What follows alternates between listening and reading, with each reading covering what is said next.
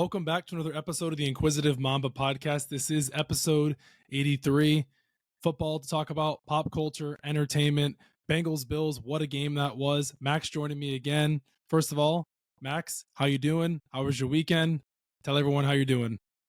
Joe, it's a fantastic weekend. I got to watch the Bengals win yet again, so I'm feeling great. You're sporting a new haircut, which I can see. Yep. Lined up the old mullet. I left it a little long in the back. I think this is the most mullet of mullets I've ever had. So I think so too. I might be heading back to the barbershop soon. What made you go with this like whole mullety feel? I know before I've seen not like this like intense mullet. So what was the decision to make it go like full mullet? It's like country boy style. I don't know if there was much decision behind it. I just forgot to ask the guy to cut off the back so much, so he just left it. Really. Business in the front, party in the back. Yeah. Business in the front, party in the back. Exactly. You know me, Joe. Oh, 100%. So a lot of news in the NFL this past week. Cowboys Eagles game. What a game that was. Bills-Bengals. That was a hell of a game. Those two were really good. Monday night's game, the Chargers and the Jets, was kind of a snooze fest. But let's talk about that Bills-Bengals game. I know you were super excited about that one. We kind of texted a little bit throughout it. How you feeling? I'm feeling great. I mean, Joe's looking great. Our defense is looking good. I needed a Stephon Diggs touchdown to win my week in fantasy, and that came in the last few minutes. So it was a win-win all around. To see our defense playing really well against, a top 10 quarterback in Josh Allen. Most people would say top 5. I'm feeling confident. We've got T. Higgins and Jamar Chase injured after that game, though, which I'm not so happy about. But it looks like the Bengals are going to be a force to be reckoned with in the AFC.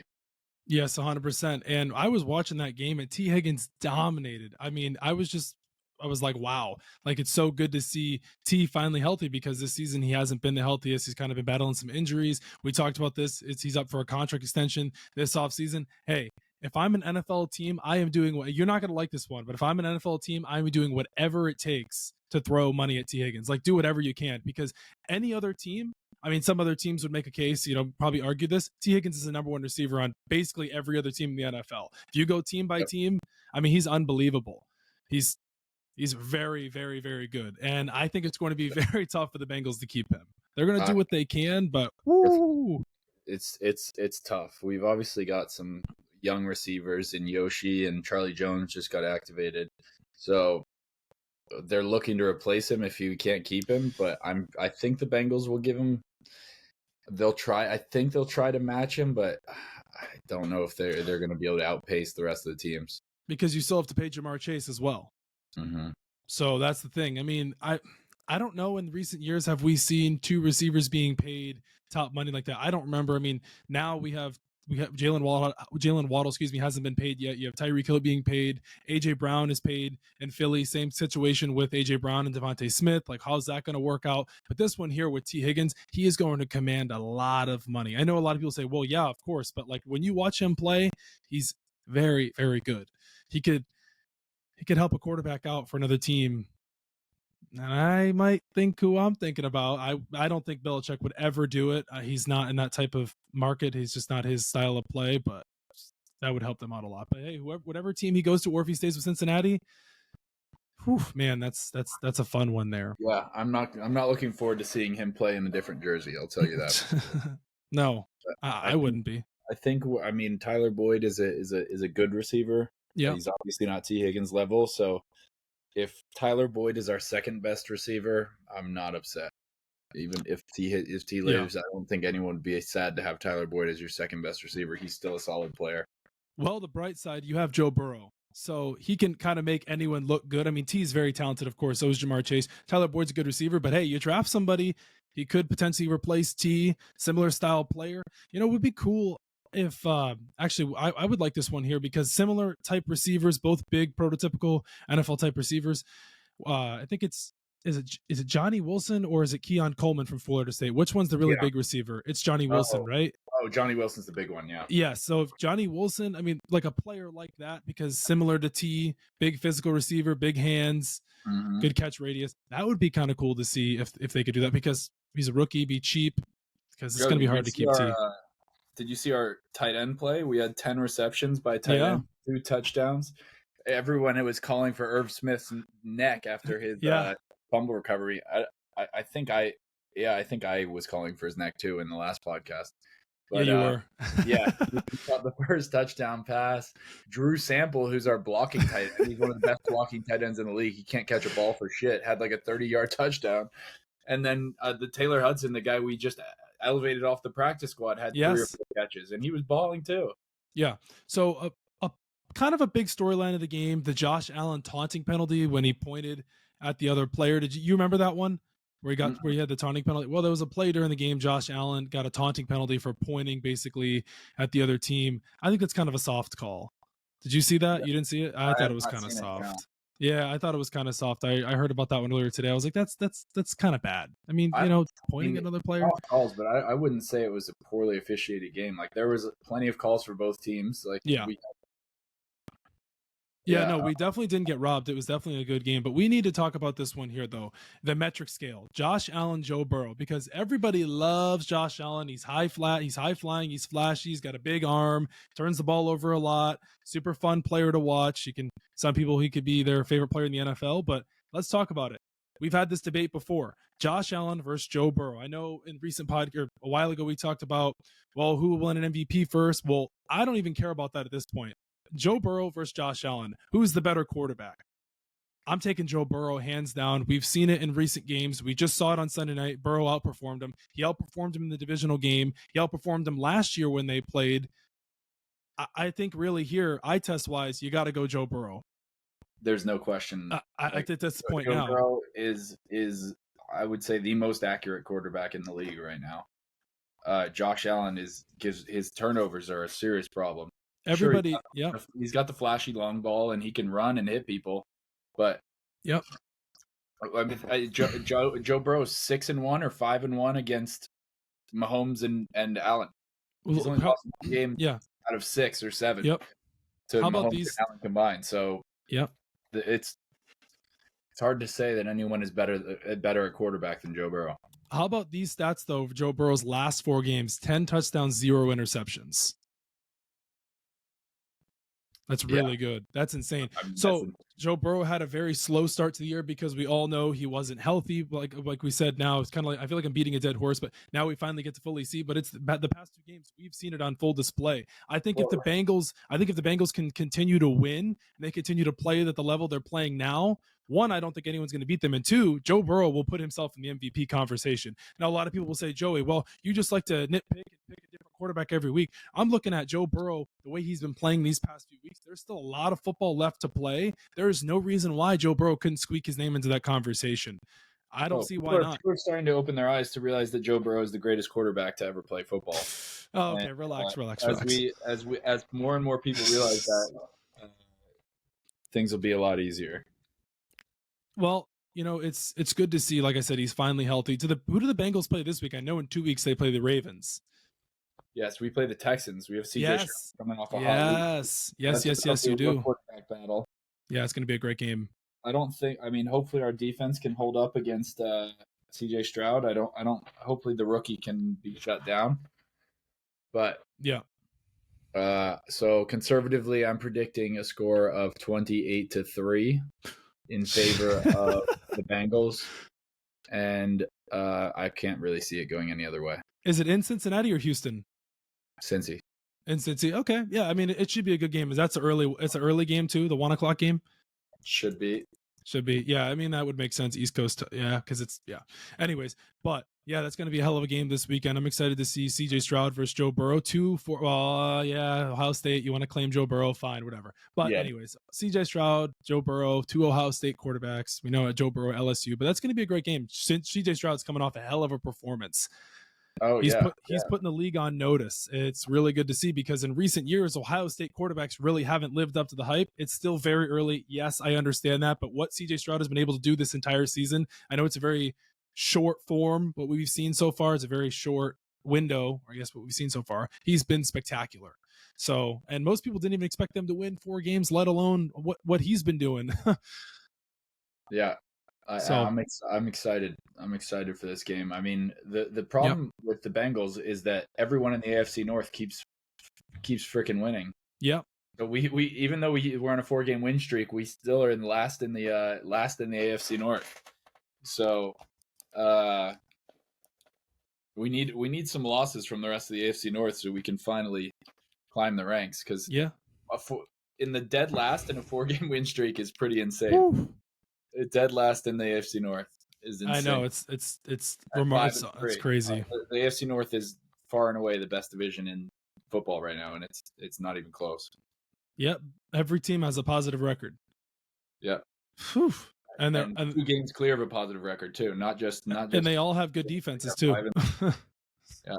Steelers have good defense. Ravens have exceptional defense. We all know that. They could be arguably number one. The Bengals defense has played great the past few weeks. Browns defense, we all know how that is. So let's talk about the Chiefs and the Dolphins game. A pretty cool international game. It was basically it was a home game for the Chiefs. It was in Munich. The Chiefs looked like they were running away with this game. They were up 21-0. The Dolphins started coming back in the second half. We all know what happened late. Tua had the fumble at the end there. He threw the wonky pass to Cedric Wilson. I don't know who it was going to. It looked like it was going to Cedric Wilson. I don't know if he was trying to throw the ball back to Miami. I have no clue. But I'm worried about the Dolphins. And everyone's like, well, why? They have such a great offense. They're super fun to watch. They can't beat a legit team. I've been trying to tell people this the past few weeks. What have the Dolphins? What is Tua and the Dolphins done when they've played a team over 500? They've lost every single game. So we're not going to put the Dolphins as contenders. We're going to put them as pretenders right now. I had a lot of flack about Dolphins. Oh, Tua's a really good quarterback too. What has he done? What did he do in that last game? Can you tell me, Max?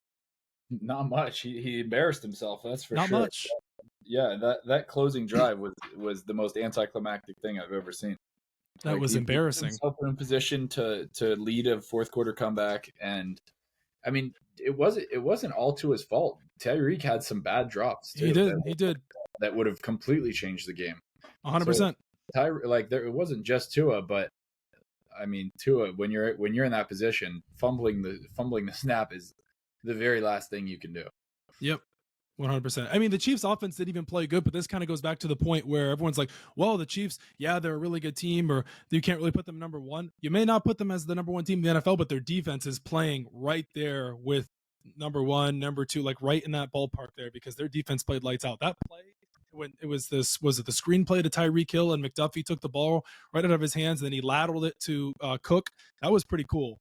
I like that one a lot. But speaking of bad endings, what about the Cowboys Eagles game? Did you see? Yeah, Dak's oh my gosh, that was terrible. That was awful. I was watching that game. I was actually driving on the way to hockey. I was making sure. I was like, oh my gosh, this ending is so good. I was driving on my way and I saw it and I was like, it was an absolute, terrible. It was a I know it was a meltdown from Dak Prescott at the end there. He played so well too. And then right in crunch time, it's like Cinnamon Toast Crunch. It's like, oh, it was bad at the end. I was like, oh my gosh.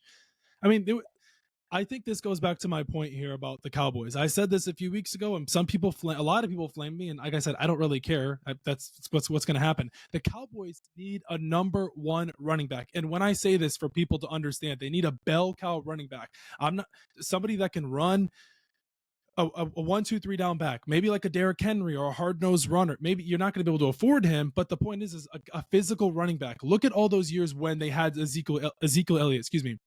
I know Ezekiel, towards the end, he's washed. He's not playing the best, but you need a bell cow running back, especially with that offensive line, right? The names they have on that offensive line, I just don't see it with Pollard as an every down back. And that's where I stand. I mean, hey, if I stand corrected, I'm wrong, but that's just what I see.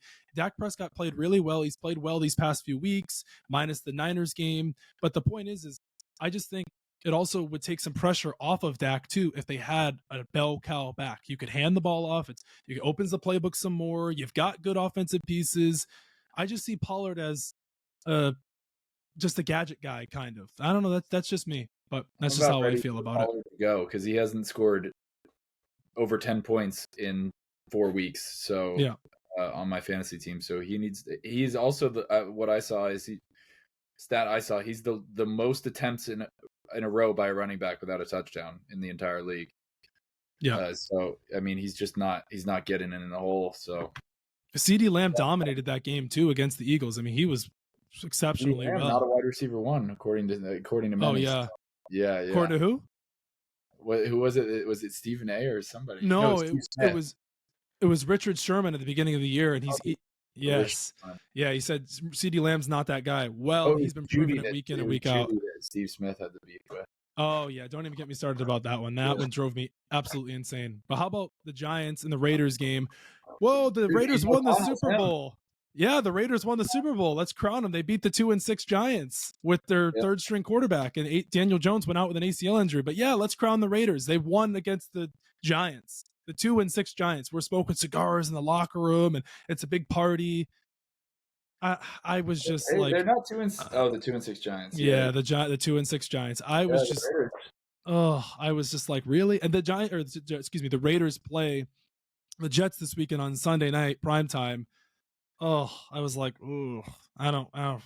So, but yeah, it's a whole different ballpark now in Vegas because Josh McDaniels is gone. All of our problems are solved because Josh McDaniels is gone. The team isn't that good. So I think, let's see if they beat the Jets this week. If not, we'll start to see. And then if they lose another one, so I don't care. Whatever. Smoke your cigars all you want. Smoke that pack. It's the 2-6 Giants with Daniel Jones torn ACL and Tommy DeVito, who's an undrafted rookie. So, but oh my God, you know what? Speaking of rookies, Bryce Young with 3 interceptions, 2 of which being pick sixes. Yeah.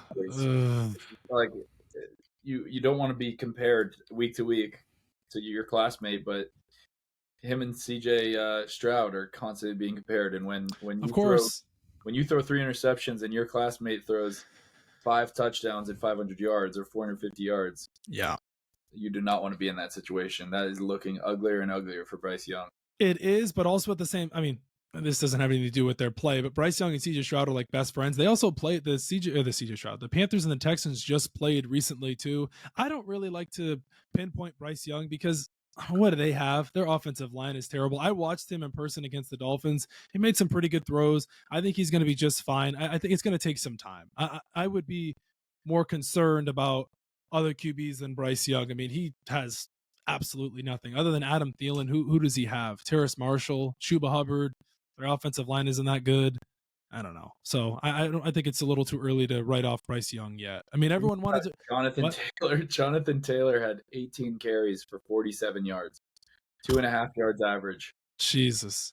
I was seeing headlines like, can Jonathan Taylor be the number 1 running back for the Colts? It's like, was he not? Like, I mean, yeah, he wasn't in, but now he's in. He's definitely the number 1 guy. He's getting 18 carries. But you won't be getting 18 carries for long if you're averaging 2.5 yards a carry. Zach Moss has gotten all the yards, which is crazy when you think about it, especially Jonathan Taylor just got paid. He only had 3.5 yards a carry. It's 7 carries. Yeah. So let's talk about the Jets and the Chargers. That was a boring game. It was supposed to be a good game, I guess, even though the Jets have a 0 of an offense. And yeah, you can blame Zach Wilson, but their offensive line is really bad. And the Chargers, they played well enough to beat the Jets, but the Jets, defense could only do so much. They were hanging in there as much as they could, but the offense just looked out of sync, and the Jets just came out. They were on a 3-game win streak until that game, but dude, Justin Herbert has just not looked good. Like, I'm glad you said that. Throwing 52%. I'm glad you said that. Well, he does have with 136 yards on 30 attempts. He has a hand injury though as well. I know people have been talking about Justin Herbert. Is he an elite quarterback? He's 29 and 28 as a full quarterback throughout the NFL. Through his time in the NFL, I think it's has he been in the NFL for 4 seasons now? Is it 4? I think it's 4. I think it's 4. If I'm wrong, I'm wrong. But anyways, he's 29 and 28 throughout his time in the NFL. Is Justin Herbert an elite quarterback? I think Justin Herbert is an elite quarterback. He has the tools, he has all the mechanics, but at some point we're going to have to sit here and say, you have a really good roster. What is going on here? I don't know. I've just, this one here, kind of put my finger on this one about Justin Herbert because everyone's been talking about it. And is he elite? Is he elite? I mean, also right now too, he is playing hurt. He does have a hand injury as well. That is another thing as well. He's not top 5. Who's really? Elite? Herbert? You don't think Justin Herbert's a top 5 quarterback? Who's your 2 top 5? Okay, no order. Let's go no order. Let's go Joe Burrow, Josh Allen, Mahomes, Hurts, Herbert. No Lamar? I mean, he's right there. I mean, I think you can pick I'm either taking one. Lamar over Herbert all day and every day. Literally every day. Really? Yeah.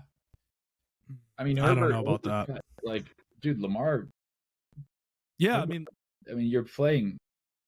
He's just not done. Like, he's been doing it for four years now. He's not done anything. Like, yeah, he throws for big yards sometimes, but Lamar's consistently there, and he's the biggest threat on the ground of any quarterback almost ever. Of course. Well, the only concern with Lamar is health. So I mean, you can go either way. I think. I mean, I still think Justin Herbert's a great quarterback. Yeah, but he's not top 5 though. I don't know. I mean, I think that's close. Right, tell us in the comments who's the top 5 quarterbacks in the NFL right now. Fair. All right. NFL's best team after 9 weeks: Eagles, Ravens, or Chiefs? Not the Chiefs. Okay, so Eagles or Ravens? Not the Ravens. Really? Well, are you just being Eagles? I don't think, dude. I don't see the Chiefs, dude. I don't think they're what they once were. Like, they lost to the Any Given Sunday, Max. You know that. Any Given Sunday, you know that. The Patriots beat the Bills. Come on. Dude. I mean, how can we really if you want to know who's really the best team in the league, you can ask me again. Don't even no. Joey, this is not a joke anymore. Like, this is You're smiling. The Bengals are the best team in the league, and it's not particularly close. All right, fine. You're looking directly at the camera. Playing the way he is, 10, how do you stop him? Right, yeah, fair. 10 touchdowns, 0 interceptions. He's not giving the ball away. True, fair. The only turnover we've had in the last 3 or 4 weeks is Irv Smith fumbling it like a moron. Like, he's just. Did you see in the last 3 minutes when we had to get a first down to close the game? Usually you get three rushes and a freaking punt, and it's like, well, what the hell we do? They've still got 2 minutes left. They go. Zach Taylor goes, throw the ball. Joe Burrow throws a 25-yard bomb to Tyler Boyd on the first down. That takes nuts.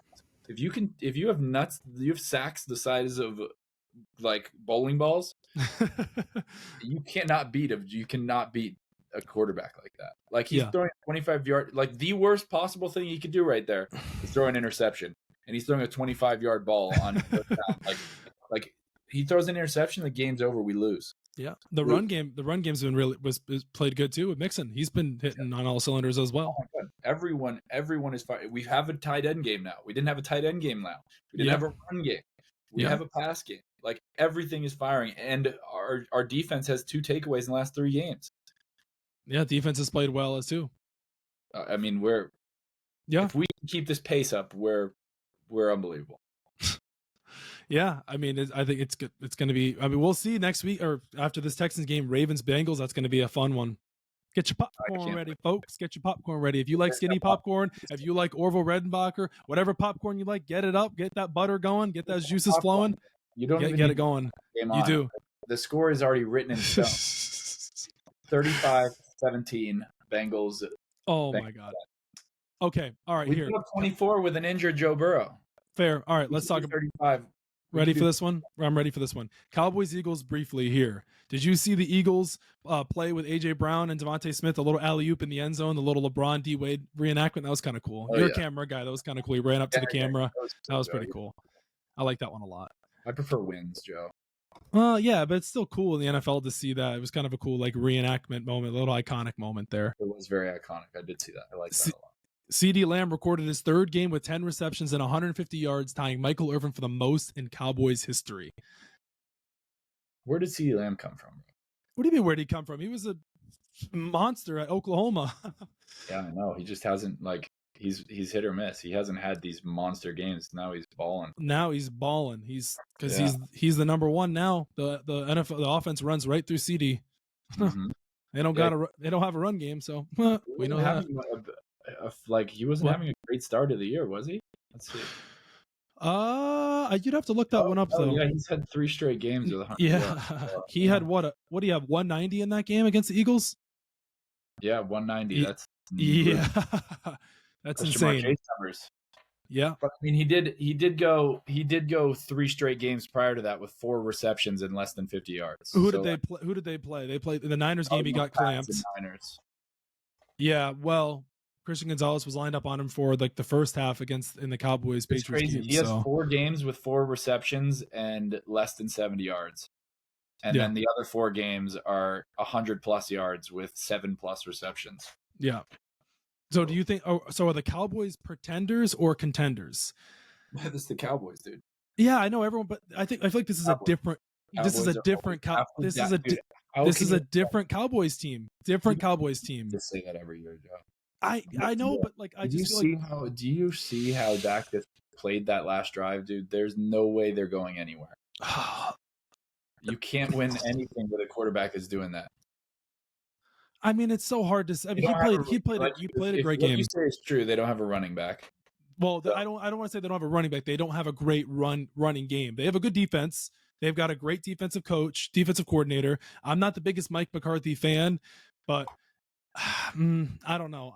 I don't know. I don't want to say if they're contenders yet, but they've been in against the Eagles. They went neck and neck. I mean, they got blown out by the Niners. I mean, I don't know. I mean, any given Sunday, they got Micah Parsons. I'm still going to give them a chance any Sunday. And with that guy, he dominated that Eagles game as well.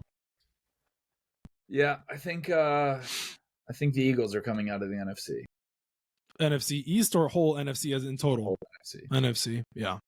I don't know. It'd be good to see a full-powered 49ers back again. Yeah, it is true. I would like to see that as well. And the addition of Chase Young.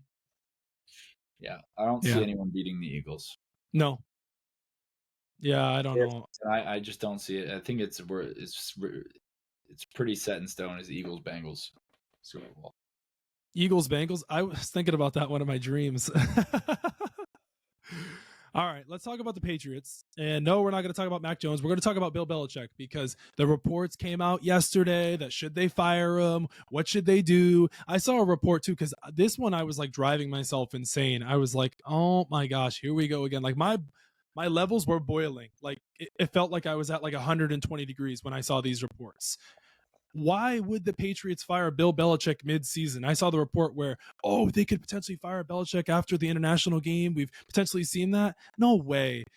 I was reading too from Ty Law on I think it was Nesson, New England Sports Network. He was basically saying that they would never fire him. They would wait until the end of the season, see what they want to do, sit him in a room, figure out what the best decision is. The Patriots will never fire Bill Belichick, Max. You and I both know that. We both said that in this podcast many times. We both said that many times. It will be an amicable separation when he goes. 100%. It'll be like the Tom Coughlin thing for the Giants years ago when they parted ways. Similar type situation. I don't think they would ever fire him. And I don't think, let's just say, hypothetically, the Patriots trade Bill Belichick because how Sean Payton got traded to the Broncos, they got the draft pick. Okay, fine. I don't think Bill Belichick would want that. The reason why is because he would have to restart all over with a new team. He wouldn't have the management. He wouldn't have that cushy, comfortable feel. He's been in New England all these years. I just don't see them firing him. Okay, fine. You want to fire Bill Belichick because all the fans want to push him out. He's an old man. He hasn't done this. He hasn't done anything since Brady. Who are you going to go get? Is the Lions offensive coordinator, Ben Johnson? He's going to solve all your problems? They want to bring in Mike Vrabel. They want to... Oh.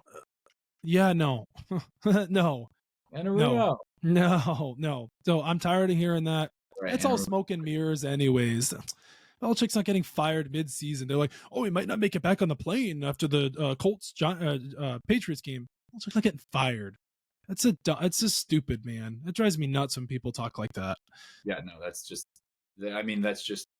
journalism driving clicks. Yes, 100%. They're like, there's a high possibility that he's not back after the season. Okay, fine. If you want to reevaluate after the season, but firing him after the Colts game, that would just be even worse.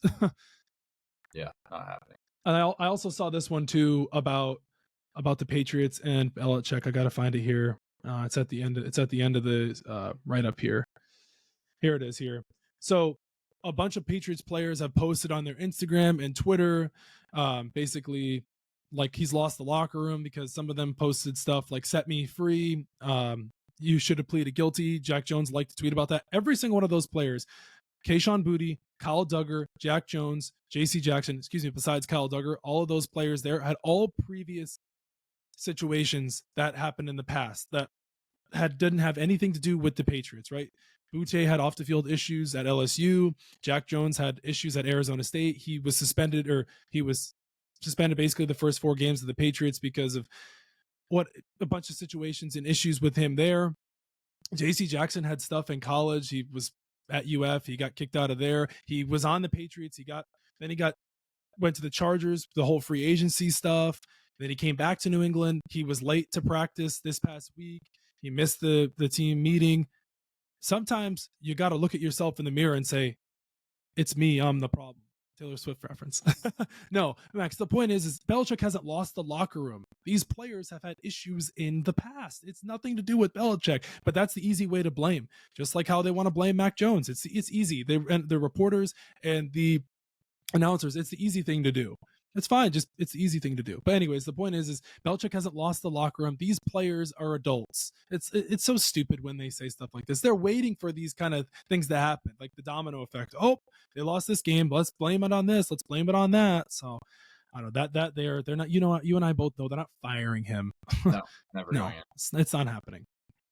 So. Little NBA news. Did you see the stuff about LeBron and how he said that his legacy didn't really have anything to do with Miami? He would still be one of the greats if he didn't go to the Heat. Did you see that? Who's that? Recently. So LeBron basically said that he would be just as good and his legacy didn't have anything to do with Miami. Like if he didn't go to the Heat, the championships really don't have any play into it. He would still be LeBron James, meaning I'm King James. If I didn't go to the Heat, if I went to another team or anywhere else, I would be just as good, and I'd be put in the conversation of the GOAT top 5. I was like, huh? No, I agree. He would have won a ring in there somewhere. I don't think so. Yeah, he would have. Well, but I don't know if he would have been a top 5 player if he didn't go top 5. Are you serious? Yeah, 100%. Really? He's with the same stats he has now. If he doesn't go to the Heat, with one ring. The Cavs. What about the Cavs ring? We're talking about prior. We're talking about if he didn't go to the Heat at all. He had 0 rings before he went to the Heat. He had 0 rings. But I'm saying right now. Yeah. He would have 2 rings. I'm saying before he went to the Heat, he didn't have any rings. They're saying beforehand. He was a top 5 player then. What do you mean? What are we talking about? We're talking about all time. Yeah, I'm saying right now he would have 2 rings, right? Yeah. You keep saying he does not have 2 rings. No. I'm trying to say, but if he didn't go to the Heat at that time, he had 0 rings. He didn't have any at all. Right, but right now he would have 2. No. How many rings does he have not on the Heat? Well, I'm not talking about the Lakers and the Cavs one. I'm talking about like way back then. If he didn't go to the Heat at all. But to make an all-time resume, you have to take the whole career, not just his part of the Heat. Okay, fine. Whole career. That's fine. If you want to go that way, that's fine. 2 rings. That's fine. Okay. And 45 trillion points. The more points than anyone's ever scored in the history of basketball. That's fine. He's not a top 5 basketball player of all time? I said if he didn't go to the Heat and created that legacy, I don't think he would have been. No. Where would he be so he's still got the same stats. So he has the most points of all time. He has all of the same stats. Yeah. Where would he be? He's got more points than anyone. Okay. I would say top 10. Okay, so who are you ranking above him? Michael Jordan. Okay. Magic Johnson. Larry Bird. Kobe Bryant. How many is that? That's 4, right? Yeah. Wilt Chamberlain. Kareem Abdul-Jabbar. Bill Russell. Shaq. That's what, 7? So you're suggesting that so are you talking about best players or the most accomplished players? So like if you're talking about the best players to ever play, it shouldn't be how many championships he's ever won. It should be his skill as a basketball player. All those players I named are super skilled. Right. So then his trip to Miami shouldn't have an effect to it. It should be the skill of the basketball player, not the... I don't know. I'm not the only one that feels like this, so... Well, I'm not the only one that feels like this. I'm just saying, LeBron's my favorite player of all time. I'm just saying Miami was a huge staple of his career. He's trying to discredit the Miami part of his career because he didn't like Pat Riley, and Pat Riley basically pushed him out the door. That's kind of what we're getting at here. Right. He's still, I would say, he's still undeniably number 2. You think he would? Really? 100%. Oof. Wow. Over Magic Johnson, over Kobe, over Shaq. He's the same player, Joey. We're not talking about a different player. We're just talking about a different era. Like that's 3 years of his career that are different, but he's played 21. So but also too, this is also another point of it too. Player. If he didn't worst basketball player. Right, but if he didn't go to of course, if he didn't go to the Heat and he would have went to the Pacers or another team, he wouldn't have. They're saying he wouldn't have won those rings. Would that make him a worse player? I'm a worse basketball player. I wouldn't say worst player, but championships matter in sports, don't they? Nobody wants to give Dan Marino his credit because he doesn't have any Super Bowls. Right. You can say that's moving the goalpost, but it's still in the ballpark of championships, right? Certainly, he still has 2 rings. I don't think that makes him a worse player if he doesn't go to the Heat. I think he's still got every record broken in the history of basketball belongs to LeBron James. So I don't think he would have been a worse player, but I don't think he would have been as high as he is on the list now. That's fair. It doesn't matter. It's an argument for yes, 100%. Cam, do you see this one? Cam Johnson on Kawhi Leonard. He really pulled up to Toronto, didn't speak, won a chip, and dipped. That's legendary. Legends get statues. Does Kawhi Leonard deserve a statue in Toronto? Fuck no. For one championship? No way. No. Doesn't even one championship and you get a ring, you get a statue? No way. No, they shouldn't even claim Kawhi Leonard. the one championship. And he wasn't the only person on the team that helped out. Kyle Lowry, Pascal Siakam, Gasol was a help there. I mean, championship that was. Oh yeah, that was when KD got hurt, Klay Thompson got hurt. Yeah, that was the 2019 championship for the Raptors. So I saw this one here. Were you going to say something? No. I saw this one here. Does Week 10 feature the worst primetime slate of NFL games ever? Tomorrow night's game is the Panthers and the Bears. The Sunday night game is the Raiders and the Jets, and then the Monday night game is the Broncos, which you hate Russell Wilson and the Bills. I hate Russell Wilson. Oh gosh, that's terrible. I mean, his God comes down and rips the field.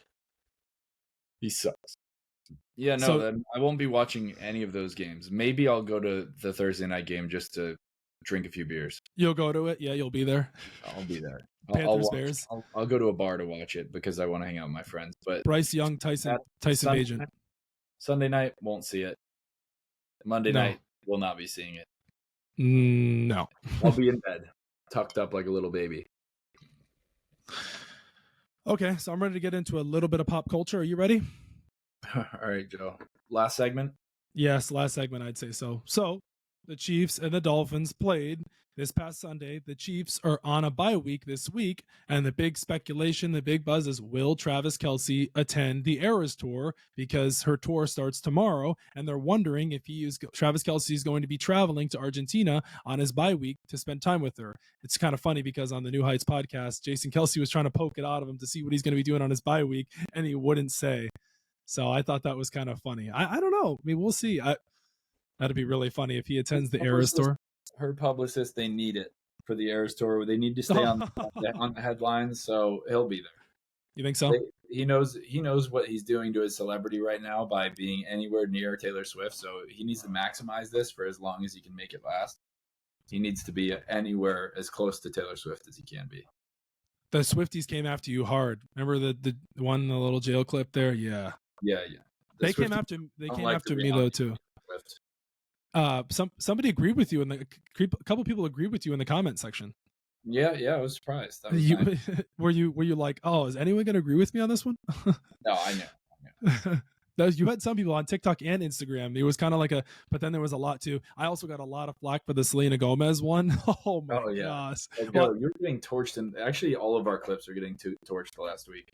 Well, it's funny you say that because I've been listening to a lot of podcasts lately, and they say like it's gonna happen. Like it affects me a little bit, but also what you sign up for, right? If you post them, like it's anyone's, it's free game, right? It can happen to anyone. And we're not the only people too. There's huge podcast people that get it like left and right. As long as you don't come from me personally, I'm fine. You can say my sports takes are stupid, or same thing with yours. That's perfectly fine. I will comment back to you. I have decided that the comments are fair game. Let's play. Let's go. Let's rev the bike up. I'm ready. I got fire right on the back of me, some gasoline dripping down. Let's go. Ghost Rider edition, baby. Let's go. I'm coming right for you. I'm in the comments too defending you, so don't worry. I'm right there. Dude, there's some on there. I like going into war in the comments too. I love it. It's like you're not the only one. We're going to battle together. Yeah. Like two commanders. Yeah.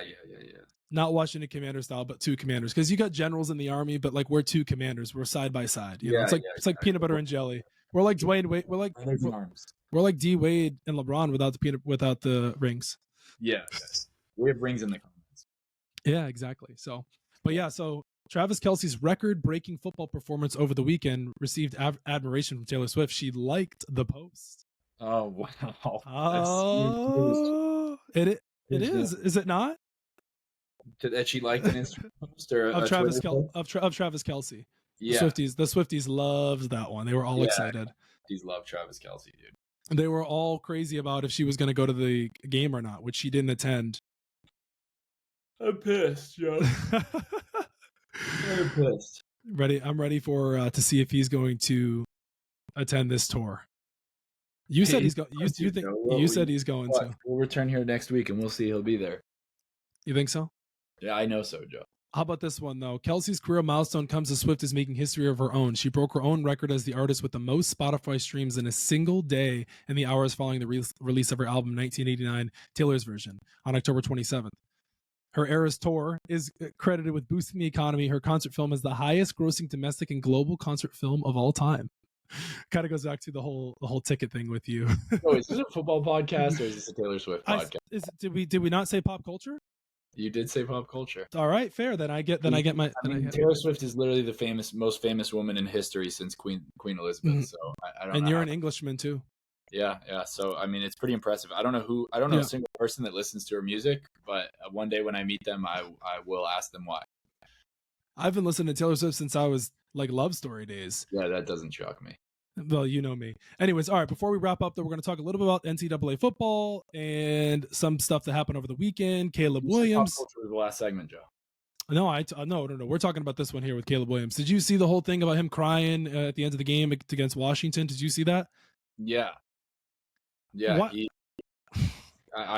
I was him, I would personally take it to the locker room because he knew he was going to get flack for it. Right. But I don't think there's anything wrong with having emotions. You're not a professional athlete, but having emotions there, what's wrong with that? Like you just lost, you just poured your heart out. I think his biggest issue is that he's crying over a midseason game. Like, well, you can do it in the Super Bowl. You can do it in the NCAA tournament or a game that might put you in the top 4. But like to a game that means nothing. What is he? Why? Well, I wouldn't say it didn't mean anything because they still had a chance to go in the Pac-12 championship. It was a big game against Washington. I mean, that game could have helped his Heisman case. You just lost to Penix. You had an outstanding game. Your defense gave up umpteen amount of yards. I don't have any problem with Caleb Williams showing his emotions after the game. What's wrong with that? It's like, I don't see there's a problem with him showing his emotions, right? I know you're saying like the game, did it matter the most? It didn't matter the most, but still the point is what's wrong with him having a little bit of compassion? I've just poured your heart out over a midseason game ever. Well, it's college football though. Every game matters. It's not like the NFL where you can lose a game. In college football, you lose. I mean, they've just lost their third. They just lost their defensive coordinator, Alex Grinch. He thinks he's getting freaking equity in a team. He's absolutely laughing. Yeah. So, did we have any questions this week? I got one from somebody on Twitter. Did you get any or no? I did not get any questions this week, Joe. Okay, so I got one question here from I Tweet Dinners. You know who that is. He said, who should the Bucs target at QB in the draft? Well, I definitely think they should move on from Baker Mayfield. I will definitely say that. We know Trask isn't the answer because if he was, he would be playing now. Depends on how they finish at the end of the season. I don't know if they'll be high enough to get Caleb Williams or Drake May. Maybe they fall in the Riley Leonard sweepstakes. Who knows? I don't know. We'll see. Maybe Bo Nix, but I don't think you want Bo Nix. So I don't have a definitive answer who they should draft. I mean, maybe the pinpoint answer would be Drake May or Caleb Williams, but will they be high enough to get him? So I think that does it for us. Yeah. Yeah. Did you have anything else you wanted to add? I did not. I don't know enough about college football to even comment on that. I would FSU say 4. do whatever you can to get Michael Penix Jr. so you can wear the Penix jerseys. Michael Penix. Oh, penis. No. Michael Penix. Penis. No. Michael Penix. Penis. Michael Penix Jr. Penis Jr. All right. Well, I think that does it for us. The Inquisitive Mamba podcast. Make sure to follow us on Spotify, Apple Podcasts, YouTube, The Inquisitive Mamba podcast. And guys, make sure to hit that rating on Spotify. Hit those 5 stars. We appreciate it. Another week in the books, Max. Another week in the books.